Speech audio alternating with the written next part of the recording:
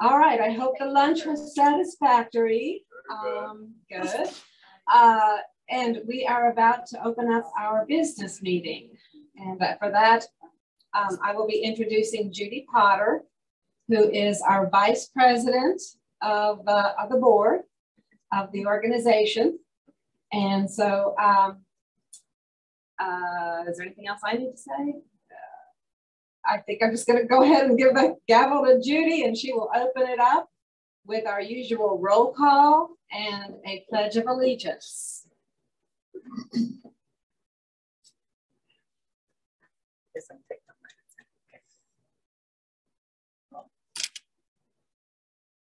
Get my mask off. Okay. All right. Well, welcome everyone.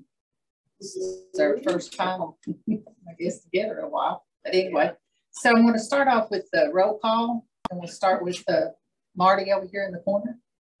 Want to say aye? Am I here? No, guess your name. Oh, Marty Smith. Jerry Mattingly. And you repeat. Oh, yeah. Because people can't hear. Marty Smith, Jerry Mattingly. Middle table. Hold on, we'll do this. Rodman Stewart. Let's finish this table first. Yes. Eric Lloyd. Eric Lloyd. Lloyd. Maria McNamara. Maria McNamara. Linda Stewart. Rodman Stewart. Rodman Stewart. Charles Christopher. Oh. You don't have to repeat that one. No, I don't have to repeat it. I missed that one. Charles Christopher. Oh, put your hearing aid up. Sarah Faulkner. Jerry Faulkner. Start at that last table back there. Sarah and Gary Faulkner. Repeat. Sarah and Gary Faulkner. The next table, Philip, they're ready for you. Philip Rose. Christy Armstrong. Peggy Hope. Peggy Hope. William Marks. William Marks. We Skip half a table. Yeah. Bree Sweat. Bree Sweat. Lee Bailey. Lee We Bailey. got a backup for John and John Short. right here. Yay. Nancy Gamble. That's everybody. David White. David White. Kimberly May. Kimberly. Ella Porter. Ella Porter. And Nadia Susana. Is Judy Potter here? She's talking. She's not there. We're standing. Rick Sawyer. Rick Sawyer. Rick Sawyer. Richard Thomas. Richard Thomas. Susan Ament. Judy Potter. And anybody on the Zoom call? Just me, Richard Sosmore. Richard Sizemore is on the Zoom call. All right. I'm going to put him for today's participants then. All right. How many that was? I didn't count everybody, but anyway. So let's say the Pledge of Allegiance. The flag is up here to my left. Clap your hands if you would. Look towards the clapping of your hands. You gotta stand up. Yes. No, you don't have to. Oh, well, no. Well, excuse me. Thanks. All right. Let's go. I pledge allegiance to the flag of the United States of America and to the republic for which it stands, one nation, under God, indivisible, with liberty and justice for all.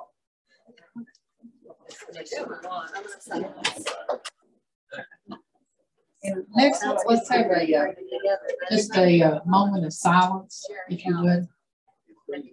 Oh, Jerry Young. Yeah, he died. Did he die in January? This past year, Yeah. January or February. Yeah, I don't know if everybody knew Jerry Young or not. He was a member here. So anyway, if we could have a moment of silence.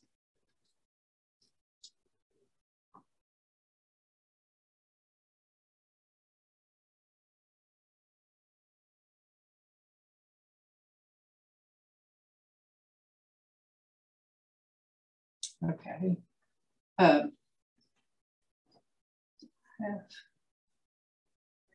minutes, so you can do Yeah. Teresa's 101. Is there anything else?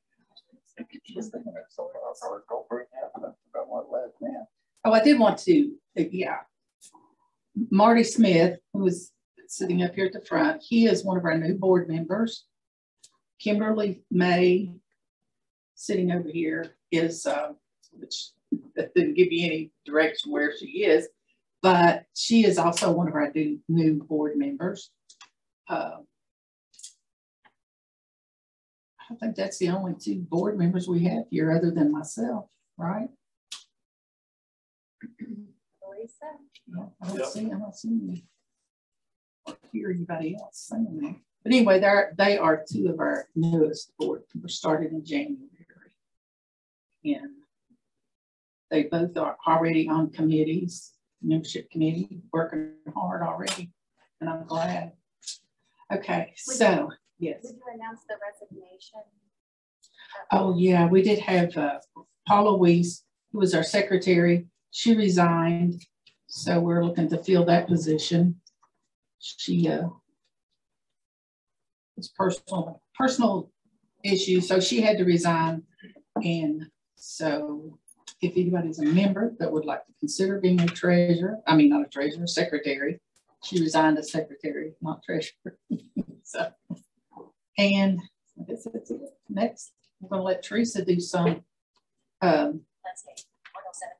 give us some information on the council. Me and my talking tablet. Yep.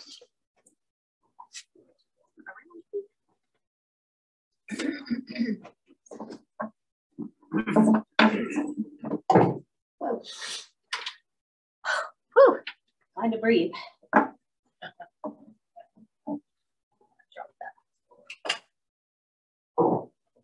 Hello, everybody. Hello. We do have some new people here, so just to introduce myself, I am Theresa Thomas, and I'm the director here at the council. And I've been here, I'm in my 10th year serving the wonderful board of directors and members of the Bluegrass Council of the Blind.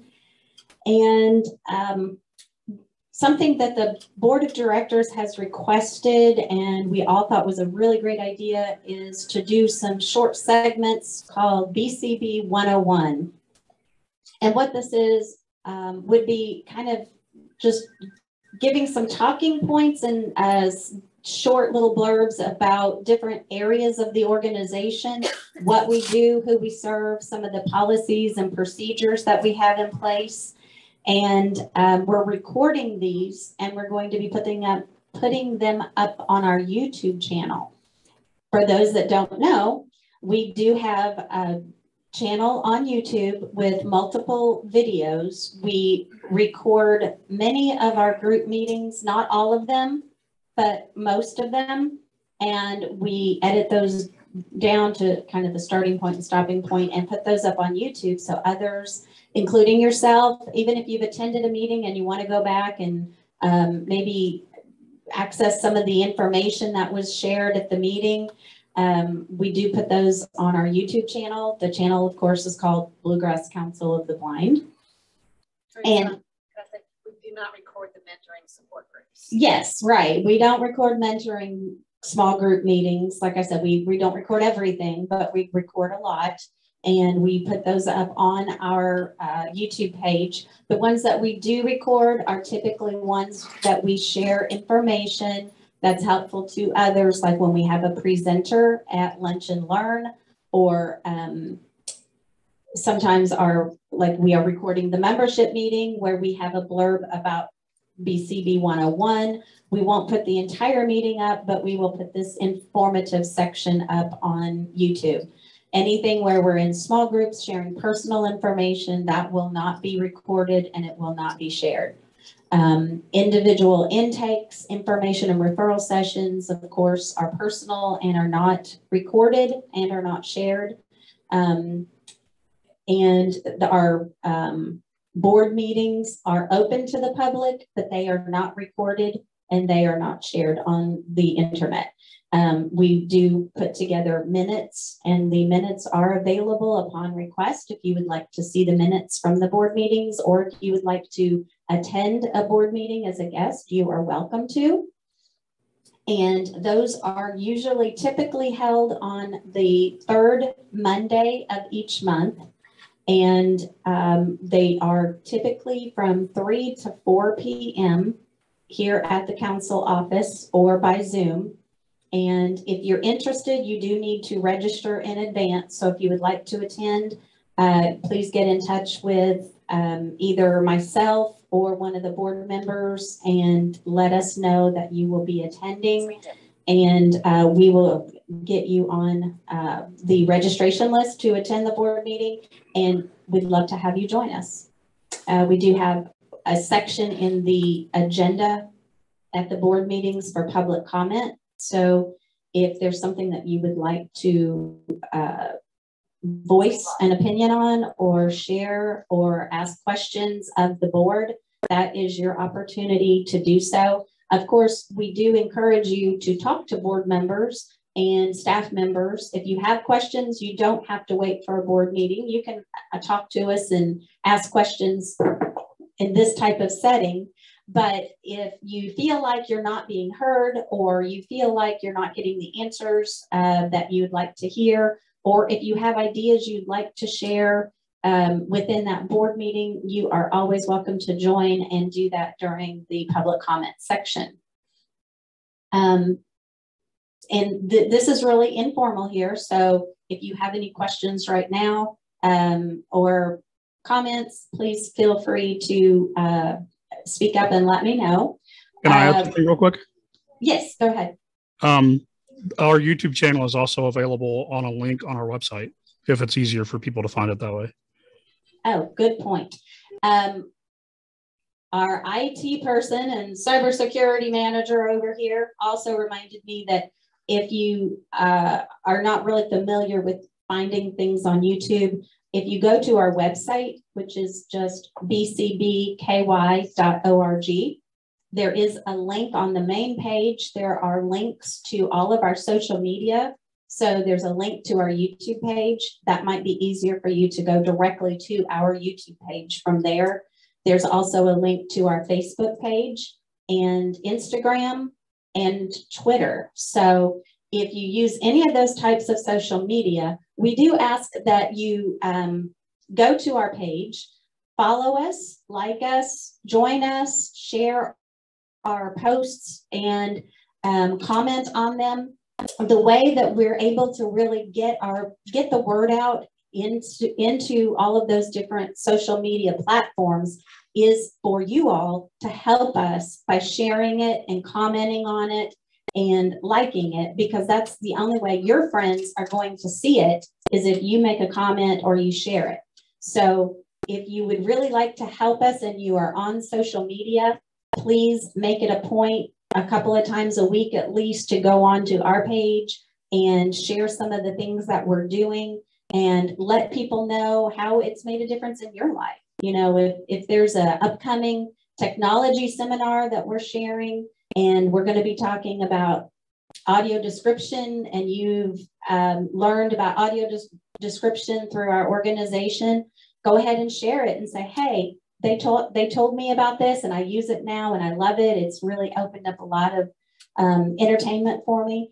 Just make a comment about how it's helped you. And in doing so, not only are other people going to be able to see that and understand how we're making an impact in the community, a lot of our grantors, the people, the foundations and the companies that we submit grants to, they look at our social media and they look at how people are interacting and how people are sharing what we're doing to see if we really are doing what we say we're doing and if it's making an impact. So that's one way that as members of the Bluegrass Council of the Blind, you could really make a difference and help us.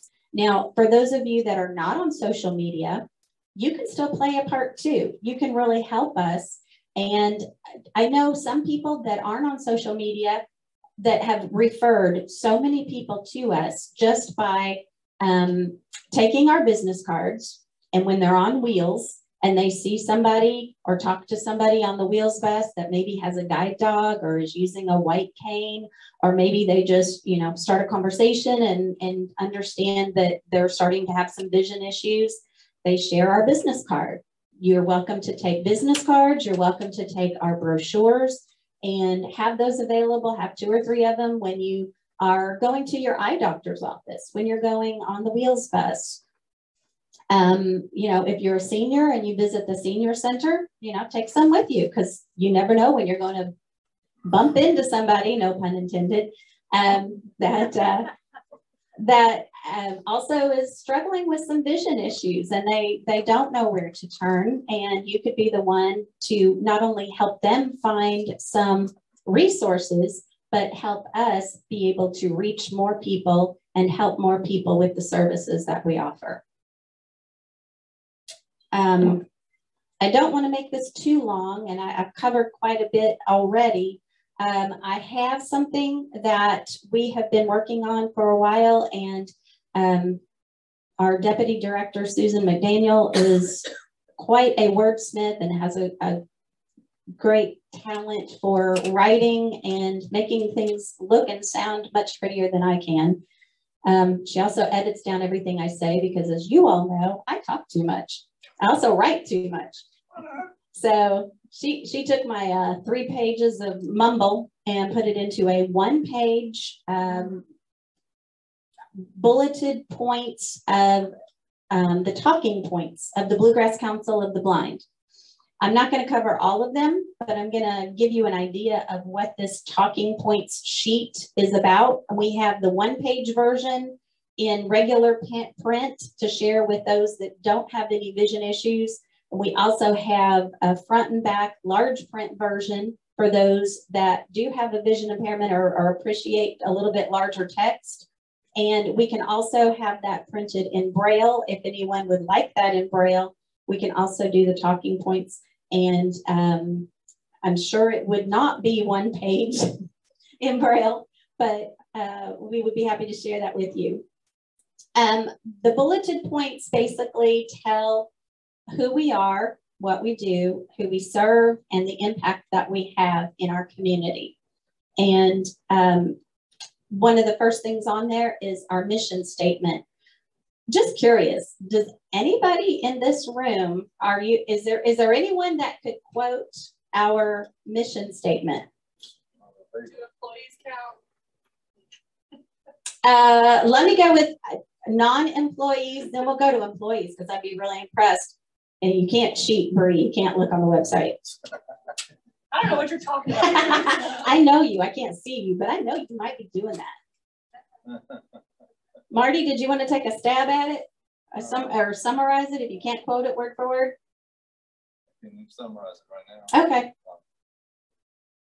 Well, we changed it recently, so I'm not holding it against you. I'm just kind of getting an idea where everybody's at. That's why we're doing these BCB 101s. Bree, can you do it without reading it or looking? Sure. Go ahead. All right. Our mission is to increase independence, security, and quality of life for Kentuckians affected by vision loss through peer support, technology and training, and additional resources. Woohoo! She got it word for word. You're such a good reader.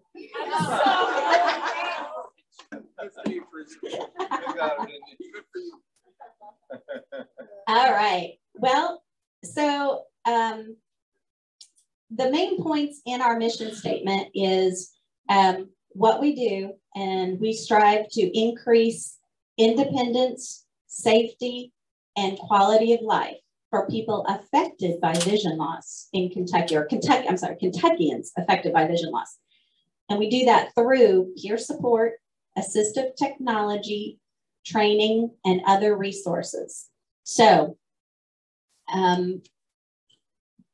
really, if you have to summarize all of that into even shorter, which I'm usually not good at, but when we talk to people, the shortest answer we get is the most common one, and that's we give hope. And I was speaking with a new member here today that recently came in for an intake and met with us to get resources. And her statement was she left very hopeful, and that's hope, F-U-L-L, full of hope, because before you talk to people that are struggling with the same thing, and you talk with people like Sam Seavey and Richard Sizemore and Susan Ament here at the council that have experience with being visually impaired, as well as tons of resources, information, technology devices, and the ability to share those with you. Most people get the diagnosis and they don't know where to turn, and they lose hope very quickly because all they've ever known is living with their vision for the most part and relying on their vision. And when they can't rely on their vision any longer, they feel like they just can't do it anymore. And that's where we step in, and we try to ensure that people have the resources and the tools and learn the techniques for living with low vision to improve their independence, to be able to do things on their own and not rely on other people, to increase their safety, to be able to manage things independently where they are safer, and they also have a better quality of life. So I hope that each person in this room, whether you are a person with a vision impairment or you are somehow involved with another person that has a vision impairment, or you're just a volunteer here helping, I hope that you all are able to see and to personally say, I see the difference that this organization makes in the lives of people that have a vision impairment and those of us that communicate and interact with those that have a vision impairment. We also do things in the community, our community outings that Susan arranges. During COVID, of course, we had to be community innings, but even then we tried to get speakers to share information that help us get more involved in the community, to connect with others, not just the people in this room, our members, but to connect with all of the people that attend all these other meetings that we want to be a part of, but we may feel a little bit excluded because of our site. We do our best to inform the community of the best ways to include people with vision impairments and to adapt their meetings and their venues to be more accessible for people like yourself and me to interact and become a part and be involved. One of the best examples I can give is the Lexington Lions Club. And I became a member of the Lions Club about 8-9 years ago. And they do a fabulous job of including people with vision impairments and adapting their emails, their communications, their volunteer opportunities. If you ever want to be a part of another organization that is a service organization to help others and get involved in your community, the Lexington Lions Club, this is my little plug for them.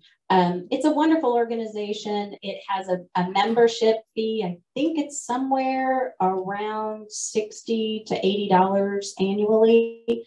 And the big place that you can really help out is the Bluegrass Fair. And that'll be June, I think it's June 10th to 20th. And Mac Ferguson's going to shoot me for not knowing exactly. But if you are interested in doing some volunteer work, that's a great place. And I give this plug because they are a huge, they offer a lot of support to the Bluegrass Council of the Blind.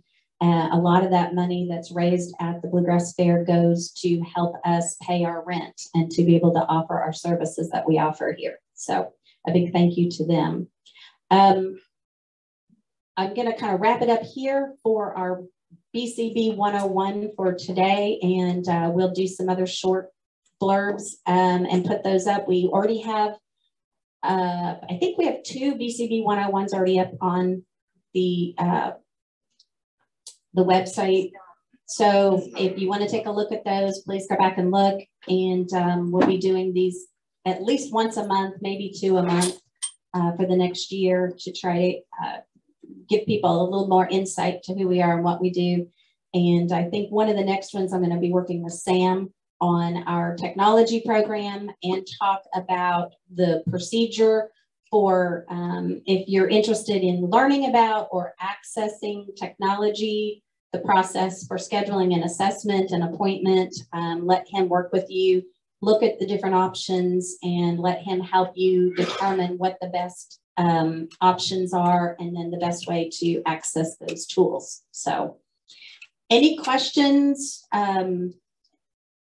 for me about the organization?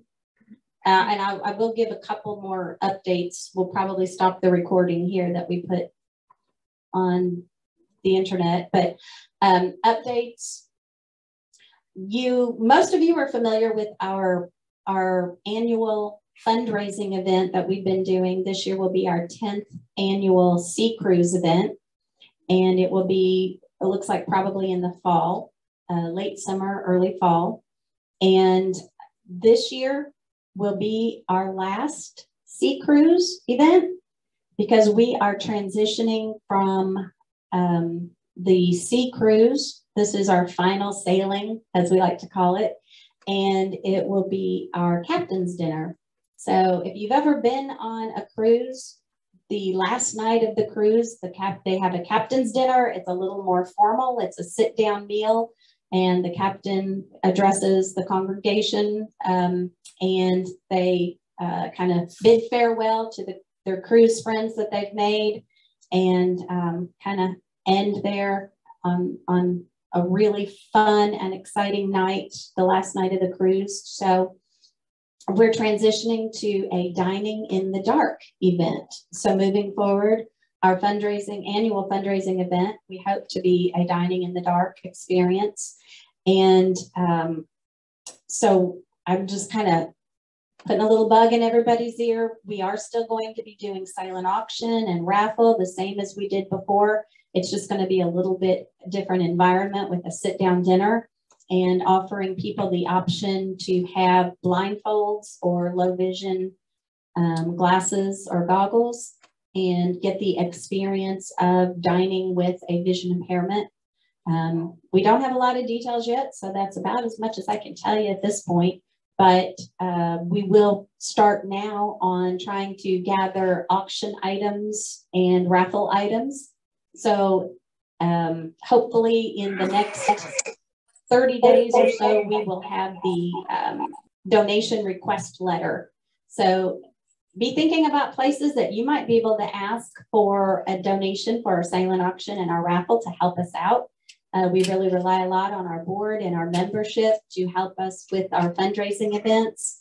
And we really appreciate you all and all that you do to support the organization, to lead us and guide us and help us accomplish those goals in our mission statement. So thanks to you all, and keep it all up. We really appreciate you.